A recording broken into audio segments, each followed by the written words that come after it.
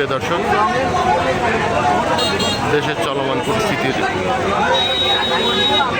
এই তেল সংকটের সমস্যার ভিতরে আসলে বেশ কয়েকদিন কৃষকরা আসলে ডিজেল না পাওয়ায় হঠাৎ আজকে পোপড়া বাজারে, ঝিনাইদহ মহেশপুর উপজেলার পোপড়া বাজারে সুখদেব স্টোরে আসলে তেল দিচ্ছেন।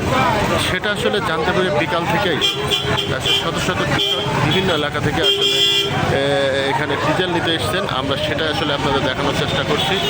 কৃষকদের যে তেলের হাহাকার সেটা আসলে আজকের এই সমুদ্রের ফুটে উঠেছে।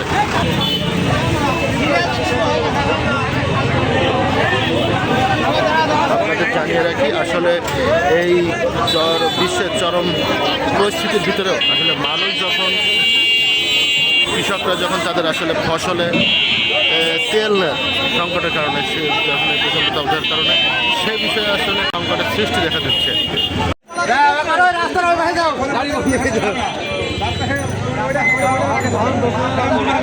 সবচেয়ে বড় সুখবর হচ্ছে যে পূর্ব বাজারে একই দিনে আসলে সুখদেব স্টোরে আসলে তেল এসছে, ডিজেল এসছে। সেই সাথে মহেশপুরের মান্দারবাড়ি ইউনিয়নের লিটন স্টোরে আসলে এই ডিজেল এসছে বলে আমরা দেখতে পাচ্ছি, এবং সাধারণ কৃষকরা তারা তাদের চাহিদা মতো আসলে তেল নিতে পারছেন। এটাও আসলে আমরা বিভিন্ন কৃষক এবং এদের মাধ্যমে জানতে পেরেছি। আমরা সরাসরি দেখানোর চেষ্টা করছি, আমাদের সাথে থাকুন।